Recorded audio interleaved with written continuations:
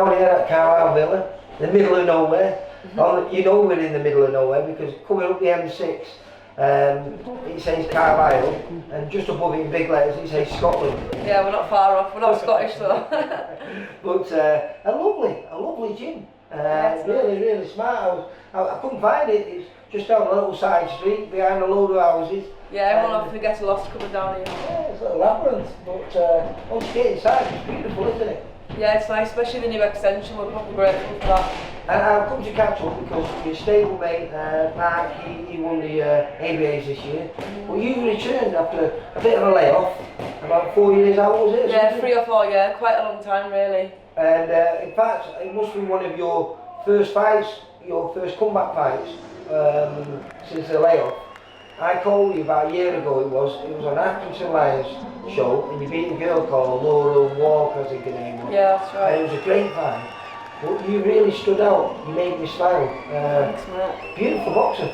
Yeah, I enjoyed that fight, she's a good boxer herself. Yeah, well that's what made it such a good fight. Yeah. But I was really impressed with you.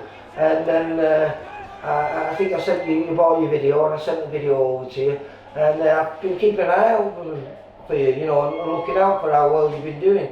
You've been very busy, unbeaten. Yeah. Since you've returned. 11 out of 11 it is. Yeah. Yeah. And then and not just over here, but you went over to Sweden and won a box cup over there. Golden Girls Box Cup, yeah, that was back in February. And tournament of the girls,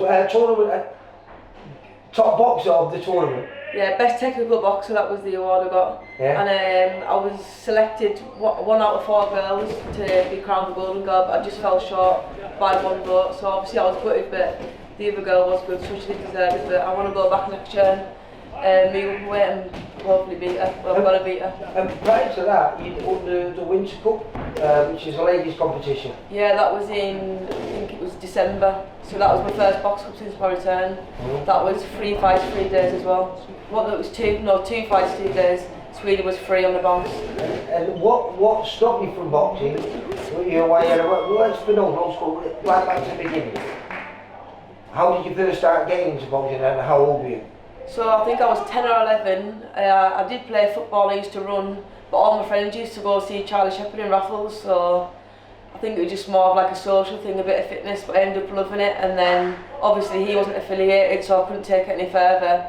That's when he suggested I should come to the Villa, and that's where it all kicked off. So you started at the Villa then? Yeah, well, technically I started competing for the Villa, yeah. Yeah. And then what stopped you from boxing then? I don't know, I think I just started, I wouldn't say I fell out of love with it, but I just got to that age where I started getting distracted. Obviously there was college. Go out. Yeah, I'm not going to lie, like that is why, but yeah, and then I think time just, you don't realise how fast time flies. I always said to everyone I did want to return. Yeah. And I think like that much time had gone by, like people started saying like, you're not going to do it now, and I think that gives us even more of a fight inside us. We've talked about being stubborn, which is a good thing for boxing, isn't it? And if someone says you can't, you like to prove them wrong. Of course, too right, yeah. And have you proven to yourself now? Because it must have been really hard 4 years out and to come back into this sport, which is arguably one of the toughest sports out there. 100%. To come back and to have the success that you've had. Especially returning as a senior as well. Obviously, as soon as you hit 18, you can fight any age. So I think it's always in the back of your mind, like I'm going to be fighting like a woman a lot stronger. I think my first fight back, she was 27, so it's quite a big difference in age. But no, I've proved that I do belong here, definitely. And what's your intention now? What have you got lined up then for next? I mean, we've still got quite a bit of this season left. There's still a few months left before the summer closed down. There's a few box cups coming up. Unfortunately, I'm injured at the minute. I've done my wrist in, but I think 3 or 4 weeks I should be alright. Then there's a box cup in London, so I stand on that. Yeah, that's right. That's right.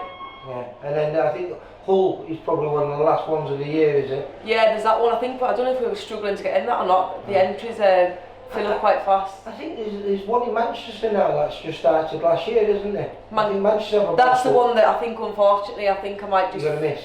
Due to my wrist, yeah. You never know though. I'm training hard, so if it does recover, I'm more than happy to get in there. And with the success that you're having, are you looking to, because obviously you missed out on the elites this year. Yeah. So will you be looking to go into them next year? Oh, 100%, the yeah. NEC, but the elite sound Yeah. better, doesn't it? That is the ultimate goal, like Yeah. in amateur boxing, that is the highest. Especially your stablemate now being the champion. Yeah, it's amazing, as it is inspired us definitely, so I set on that. It's only a year away, like I say, time flies, so keep busy until then, get some more Is there any ladies here that you spar with, or do you move around with all the lads? No, just the lads. Just the lads. You know, I always feel sorry for the lads, because when I was boxing, you know, girls didn't really box and there was no competition for it anyway, so why would they? But, you know, I used to go out with a black eye or a bit of a bust nose, and he's always done that to you, and I could point it over to one of the men, him over there. But now, you know, if I'm pointing over, I'm going, yeah, it was her over there. It must be disheartening for some of these kids, especially because I'm watching. You were good. Thank you, mate. Yeah, I can imagine it must be rubbish for a lad to have to say that a girl's in the black eye, but I think anyone who knows and watches box, it's not to be ashamed of. Yeah. So what are you hoping for then next year? What's your dream? Just to get as many bouts under my belt as possible, really. Obviously the elite is the ultimate goal for that year, but just keep getting the bouts in, getting some more international experience. I think we've discussed maybe going to Ireland, even with some sparring. Obviously, girls especially, the Irish team are doing very well at the minute, so if we can get some bouts or sparring with them, that'd be good for me. Also, is it the Monkstown Box Cup as well? Yeah, I've won that previously. Oh, have you? Yeah. Ah, right. Yeah. So that was when you, in your first part of your career? Yeah, that's right, yeah. Right. So, listen, I mean, like I say, you put a smile on my face. Unfortunately, I've not managed to film you since that fight against Lauren Walker. But I have followed your career, and it is going really, really well. Like I say, unbeaten. Long may it continue. And hopefully, like I say, I might be chatting to you next year. Like I'm going to be chatting to Mark, the new NAC champion, but the elites we like to call it. Yeah, definitely. Brodie, you take care. Thank you, Bye-bye. man. Cheers. For all boxing info, news and latest interviews, amateur and pro, across the north, click and subscribe. VIP Boxing Promotions. Also Twitter, Instagram and Facebook.